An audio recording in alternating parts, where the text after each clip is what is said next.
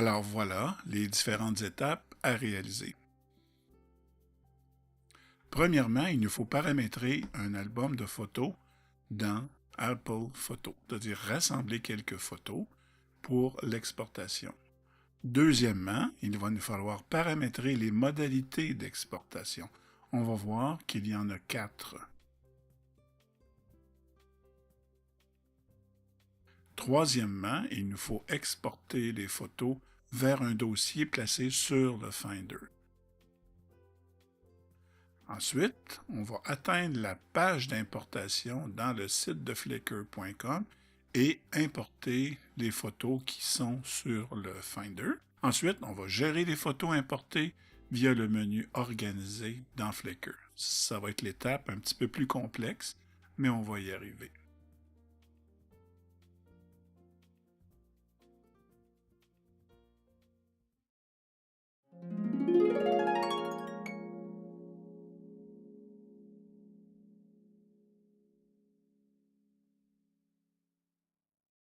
Alors, on ouvre le logiciel Photo et la première étape, bien sûr, c'est de paramétrer un album simple ici, d'ajouter le titre à chaque photo et une description. Alors, voici notre album avec 5 photos de chats. On remarque que chaque photo a un titre, ici en l'occurrence Juliette 1 pour la première photo, et juste en dessous, un nom se terminant par JPEG. C'est la configuration qui vient de la caméra qui a pris la photo. Et juste en dessous, les paramètres. Alors, par exemple, si je change le titre de Juliette 2001 pour Juliette 2002, on voit que c'est bel et bien le titre qui est changé et non le nom du fichier qui émerge de la caméra. Ça, c'est très important de comprendre ça pour acheminer des photos dans l'environnement Flickr. Alors, deuxième photo, elle s'appelle Fanny 1 et je vais à la dernière, je fais un commande I pour aller lire les informations et ici, je n'ai pas de titre. Par contre, j'ai un nom de fichier qui se termine par PSD. C'est un fichier Photoshop qui a été importé directement dans Photo. Alors, je sélectionne ces 5 pictogrammes et je vais les exporter comment? Je vais cliquer pour avoir titre, mot-clé et description et je vais les exporter par titre. Je vais sauvegarder ça sur le Finder et j'ai maintenant mes 5 petits pictogrammes qui sont en réalité des fichiers exportés de photos.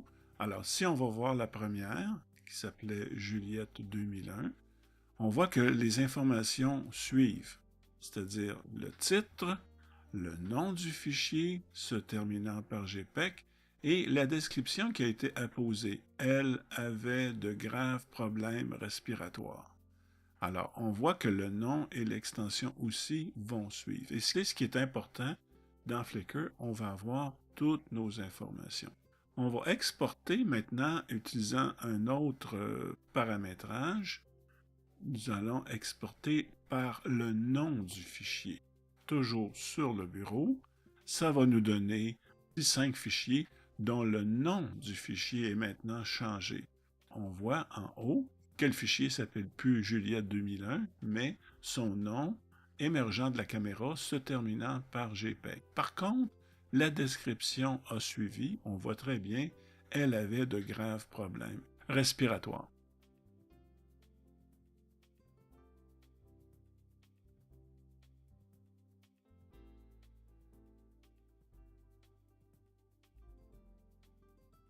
Troisième méthodologie, exportation séquentielle. Je suis sûr que c'est peu utile, mais quand même, c'est disponible. Alors, on exporte, on se ramasse avec 5 fichiers sur le Finder, et vous voyez, ils sont numérotés 1, 2, 3, 4 et 5. Par contre, si on fait un lire les infos, on voit que le titre suit, et le nom du fichier maintenant s'appelle 1.jpg. Donc, on est très loin du nom du fichier qui a émergé de la caméra.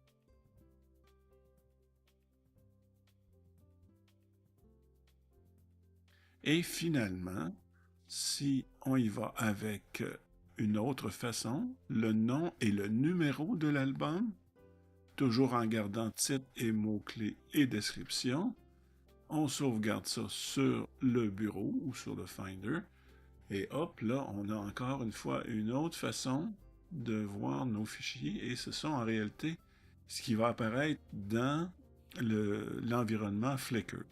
On voit tout de suite que c'est pas la façon idéale, mais c'est une façon parmi tant d'autres. Et ce qui est important, c'est que la description suit et le titre suit. Et c'est ce qu'on veut dans Flickr.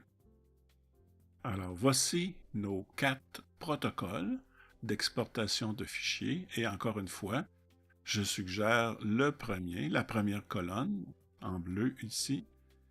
Et si on regarde encore une fois les différences entre les 4 modes d'exportation, on voit tout de suite que c'est le titre qui peut changer, la description reste la même, le nom et extension du fichier varie, et bien sûr, tout à fait en haut, le titre du document va varier d'un protocole à un autre.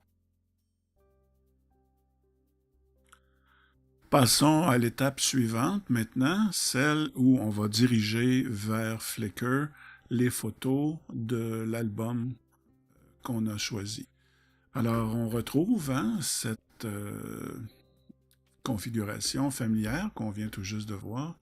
Alors, je vais sélectionner ces 3 dernières colonnes de droite et je vais les éliminer puisque j'ai défini que c'était ceci qui m'intéressait le plus, c'est-à-dire une exportation par titre. Et si je reviens encore une fois à ceci en faisant un lire les informations ou commande I en sélectionnant un fichier, je vais retrouver le type qui est une image JPEG, j'ai la taille, j'ai le titre qui s'appelle Juliette 1, alors que le nom de l'extension au complet, c'est Juliette 2001.jpg. Alors voilà, et bien sûr, ce qui est très important, la description qu'on veut voir apparaître aussi dans Flickr. On met beaucoup de travail dans cette description, parfois, pour décrire un lieu visité, un paysage, une composante infographique. Alors, il convient, évidemment, il faut que ça suive avec l'exportation. Petite suggestion aussi, voici, j'ai créé un dossier que j'ai baptisé « Chat », qui est en réalité notre album, et je vais tout simplement glisser mes photos dans l'album. Pourquoi faire ça?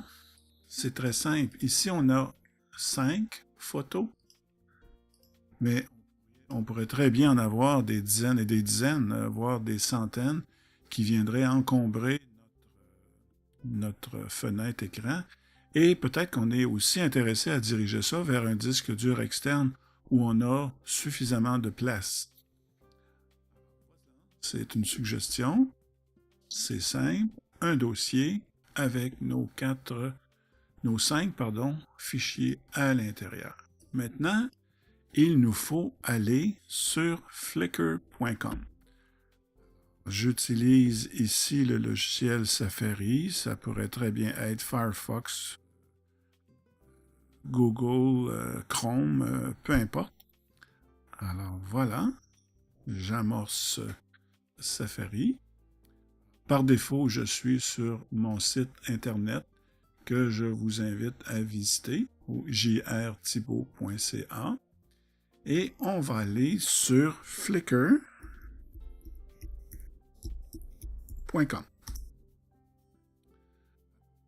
En atteignant flickr.com, on nous demande de s'identifier ou de s'inscrire. Comme je suis déjà un utilisateur depuis des lunes, je vais m'identifier, tout simplement. Je vais entrer mon adresse courriel de Yahoo. Voilà. et le mot de passe. Et voilà que je me retrouve sur le site de Flickr. Alors, je vais aller dans ma zone un peu plus familière. Voilà, comme ça. Et vous voyez, on a une petite flèche en haut ici. Petit nuage ici, avec la flèche dirigée vers le haut, nous invite à importer. Alors, je clique sur celle-ci.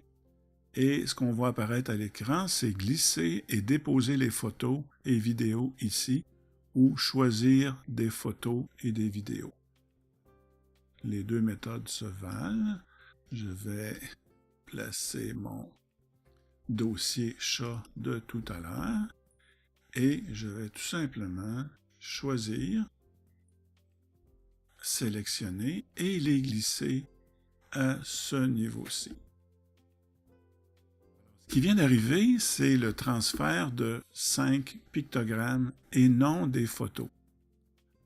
Il faut aller à droite maintenant pour importer, confirmer l'importation de ces photos, ce qui va se faire comme ceci. C'est fonction du nombre de photos, bien sûr. Si vous en avez plusieurs, ça va être beaucoup plus long. Mais c'est quand même généralement assez rapide. Alors, mes photos ont été importées. Alors, je les vois ici. Si je clique sur la familière photo Juliette numéro 1 ici, les différentes informations qui vont apparaître, vous voyez, elle avait de graves problèmes respiratoires, on se souvient de ça. On se souvient de Juliette numéro 1 comme titre, c'est ce qu'on a pris. Et voilà, on a notre photo qui est rendue. Et si je retourne un pas en arrière, elles sont toutes là. 5 dernières. Maintenant, qu'est-ce qu'il faut faire? Il faut gérer ces photos-là, parce qu'elles ne sont pas disponibles pour tout le monde ici, là. Elles sont dans une zone transitoire. Elles ne sont pas publiées, mais elles sont aptes à être publiées. Alors, ce qu'il faut faire, on va dans le menu « Vous » et on descend tout à fait en bas sous « Organiser ». Voilà. Peut-être tout d'abord voir ce petit menu-là ici qui est très important en bas. Le dernier contenu chargé fait apparaître les 5 dernières photos. Je vais les sélectionner au complet, sélectionner tout. On peut les glisser sur une espèce de plan de travail qui est en blanc ici. C'est un peu comme le bureau ou le Finder qu'on retrouve sur notre ordinateur, sur le fond d'écran de notre ordinateur. Je choisis maintenant le menu Album et classeur et je vais créer un nouvel album. Et ce nouvel album-là, je vais lui donner un nom. C'est comme recréer un album dans Flickr, album qui était dans Photo. Alors, on se retrouve quand même dans un environnement familier. Je vais appeler cet album Nos chats, comme ceci, et je vais faire glisser les 5 photos qui sont en bas. Et encore une fois, ici, là, vous voyez toutes les photos que j'ai déjà utilisées dans le passé. C'est important ici de sélectionner ce qu'on vient tout juste de télécharger en amont vers l'environnement Flickr. Alors, je les glisse ici. À ce moment-là, j'ai mes 5 photos. Je peux écrire un petit commentaire comme « Voici les chats qui nous ont accompagnés au cours des dernières années. » Alors ça, c'est modifiable à tout moment. Maintenant, évidemment, ici, on peut organiser les photos. Je reviendrai sur une autre petite formation parce qu'ici, il y a beaucoup de choses qu'on peut faire à ce niveau-là. On peut organiser les photos, par exemple, au hasard. Oui. Alors, par exemple, cette photo-là peut s'en venir ici. Celle-ci peut venir ici. Et un autre choix qu'on a aussi, c'est de donner une photo emblématique représentative de toutes les photos qu'on a ici. Par exemple, je pourrais très bien prendre notre beau Maine Coon et le placer là. Et ce sera un peu la page frontispice de mon album, un peu comme la page couverture d'un livre. Bien important, on fait la sauvegarde et à ce moment-là, on retrouve notre album, notre nouvel album ici. Et à ce moment-là, il s'agit de placer ça à quelque part avec une configuration qu'on veut bien se donner. Par exemple, ici, je peux créer un nouveau classeur qui sera un regroupement d'albums et dont un des albums sera nos chats. Alors, je reviens dans une autre formation parce que c'est quand même la courbe d'apprentissage, là, je comprends qu'elle est un petit peu imposante. Je voulais quand même faire cette première étape-là avec vous et il y aura une suite à ceci pour permettre de pousser notre démarche un petit peu plus loin. On arrive maintenant à la partie la plus intéressante, soit celle qui va nous permettre de publier nos photos, en fait, de les montrer à tout le monde. Comment je vais faire ça? D'abord, la hiérarchie ici. Voici des classeurs. Il me faut créer un nouveau classeur. Alors, vous avez le menu ici en haut, créer un nouveau, non pas un album, c'est déjà fait pour l'album Nos chats. On va créer un nouveau classeur. Ce classeur-là, je vais lui donner un nom. Nos animaux de compagnie. Ici, je pourrais écrire un long texte. Je pourrais donner plein d'informations. En fait, j'ai l'équivalent de, si ma mémoire est bonne, autour de 16 kilo-octets de possibilités. Donc, plusieurs pages, si on pense à des pages 8,5 par 11. Alors, je vais créer cet album-là et je le crée à la racine. La racine, c'est la hiérarchie qu'on retrouve à droite. Je ne veux pas aller créer un classeur de chats à l'intérieur d'un voyage fait en Chine, en Asie. Ça n'aurait pas de bon sens. Je vais vraiment le créer à la racine. Il vient d'apparaître ici. Et on a maintenant la possibilité de glisser ce qu'on veut, soit ici l'album Nos chats, qui va être dans le classeur Nos animaux de compagnie. Alors, c'est bien important de distinguer les deux. Qu'est-ce qu'un classeur? Qu'est-ce qu'un album? Et si je prends, par exemple, ici, Afrique, il y a déjà eu un voyage fait dans un seul pays d'Afrique qui était la Tunisie. Par contre, si je descends un petit peu plus bas, en Europe, il y a eu plusieurs voyages.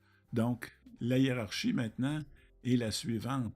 Le classeur Europe contient le sous-classeur Europe 2015 qui, lui, contient 4 albums où chacun a son nombre de sous-albums, comme c'est le cas ici. Alors, revenons à nos chats. Qu'est-ce qu'on nous invite de faire? De créer une mosaïque. La mosaïque a été créée ici. Elle est infiniment simpliste. Pourquoi? Parce que notre classeur Nos animaux de compagnie contient un seul album et ce seul album contient 5 photos de chats.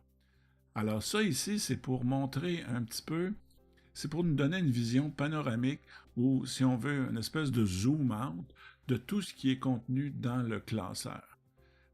cette répartition-là est faite au hasard. On peut la réenclencher à tout moment.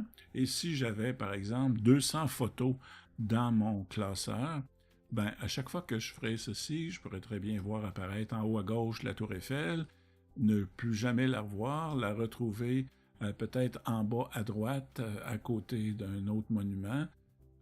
C'est le jeu du hasard. Et pourquoi on a ça? Ben, c'est pour avoir une vision imagée de ce qu'on contient un petit peu le classeur. Ce serait un peu comme prendre un livre et le feuilleter rapidement d'un couvert à l'autre. Il convient ensuite de sauvegarder ceci. Et on a maintenant le classeur. Je le ferme. Il est maintenant disponible. Donc, si je vais voir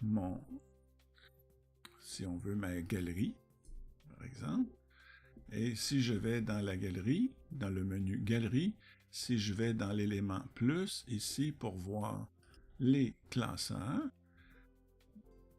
j'ai le classeur Nos animaux de compagnie, et je peux même, à ce niveau-là, modifier la mosaïque. Sauvegarder, comme je peux le faire pour tous les autres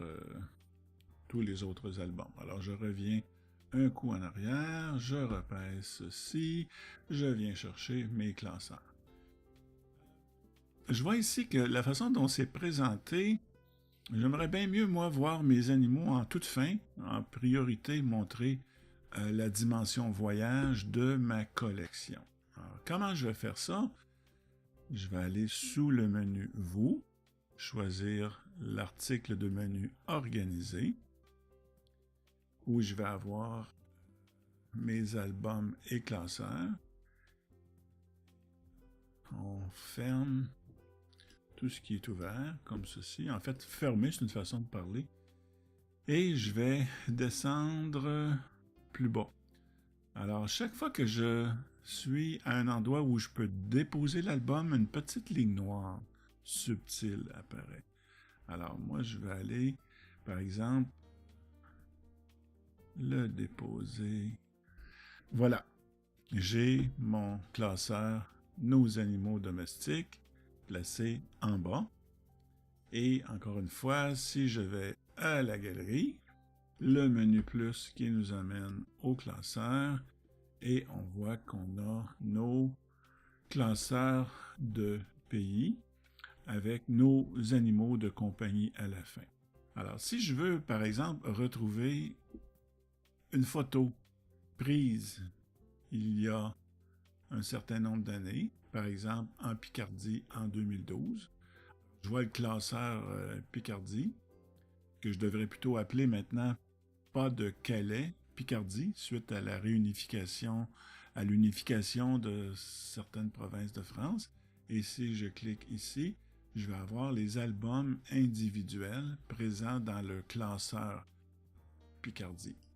Et si je reviens d'un pas en arrière, ben, le classeur Picardie est lui-même dans le grand classeur Europe. Quand je vous parlais tantôt de la possibilité de mettre des hyperliens, alors tout ça est éditable. Dès que la souris arrive vis-à-vis ici, on peut éditer tout ça. Et par exemple, je me suis créé le menu cliquer ici, qui est tout simplement un hyperlien. Alors si je clique dessus, j'arrive à notre compilation de voyage. Alors, merci de votre attention. Je vais revenir sur certains éléments parce que je sais que la courbe d'apprentissage de Flickr est relativement élevée, mais quel outil on a par après? On a une base de données infographique colossale. Lorsqu'on a un membership payant, on a des photos en quantité illimitée, alors des dizaines de milliers de photos. Alors, des professionnels de par le monde, comme des gens de la National Geographic, de Géo, de Audubon, utilisent ce scénario-là pour diffuser leurs images ou pour travailler en collaboration sur des dossiers à venir. Dernier petit détail sur notre classeur qui a pour nom Nos animaux de compagnie. Si je clique sur ce classeur-là, voilà, j'ai son titre. Et ici, j'ai un autre espace supplémentaire là, pour rentrer de l'information, pour aller un petit peu plus loin. Puis évidemment, si on fait ça, il ne faut pas oublier de sauvegarder. Alors, j'annule pour l'instant. Mon album, Nos chats, je l'ouvre. Et on voit ici, Nos chats, voici les chats qui nous ont accompagnés au cours des dernières années. Alors ça, c'est l'inscription qu'on a rentrée tout à l'heure dans l'album. On peut d'ailleurs le constater. Alors, je vais à Organiser. Je choisis Album et classeur. Je choisis l'album Nos chats et j'ai le texte ici. Voici les chats qui nous ont accompagnés au cours des dernières années. Je retourne d'où je suis venu, toujours de la même façon, en focalisant sur les classeurs. Vraiment, les classeurs, c'est la porte d'entrée officielle à notre collection. Et soit dit en passant, notre collection, ici, on a plein d'autres informations sous ces 3 petits pixels, dont des statistiques et plein de choses intéressantes. Alors, j'ouvre notre classeur, j'ouvre notre album, et j'ai 2 façons de voir cet album-là et ce classeur-là par ces petits pictogrammes que j'ai ici. Alors, si je clique sur le premier, c'est ce que je vois. Si je clique sur le pictogramme plus grand, ici, ben là, j'ai plus de détails sur chacune de mes photos. On voit les photos individuelles. On se souvient de cette petite chatte ici, donc je clique sur la photo et on se souvient qu'elle avait de graves problèmes respiratoires. Alors ce petit bout de texte-là, qui pourrait être beaucoup plus long, on aurait pu mettre son dossier médical au complet là-dessus, ce petit texte-là vient de Apple Photo à l'origine. Donc il a suivi l'importation parce qu'on a sauvé par titre en incluant les paramètres qui ont permis à ce texte-là de transiter. D'autres informations suivent sur la date de prise de photo, la caméra qui a été utilisée. On voit que ici, photo prise le 25 juin 2000. Alors la caméra utilisée, évidemment, date d'un bon moment et apparaît aussi d'autres informations, par exemple, focus 2.8, l'angle d'ouverture, les types de fichiers, etc. Donc, on voit que c'est très, très complet. On peut passer d'une photo à l'autre avec ces flèches latérales qu'on a sur le côté. Par exemple, ici, on voit notre chaton qui est allé déjà sur la Lune. Et voici notre belle petite Lilimé. Alors, le chat sur la Lune, c'est une blague, là. Vous m'aurez compris, hein? Retour à l'album. Retour à la galerie. Retour au classeur avec un S. Et ainsi va la vie, notre collection est amorcée. Et puis, quoi dire d'autre? Ben, j'espère que vous avez apprécié cette petite formation. C'est pas évident, ça fait intervenir un transport d'un logiciel qui réside sur ordinateur vers un environnement web qui est une base de données, une compilation. Et je vous dirais aussi que si vous utilisez l'Apple TV, vous pouvez tout projeter sur votre téléviseur, sur votre écran plat, votre grand écran, et vous avez des modalités de projection, par exemple faire des compilations avec des effets de fondu entre des images, et etc. Donc c'est un environnement, comme on peut dire, très très riche. Alors merci et à la prochaine!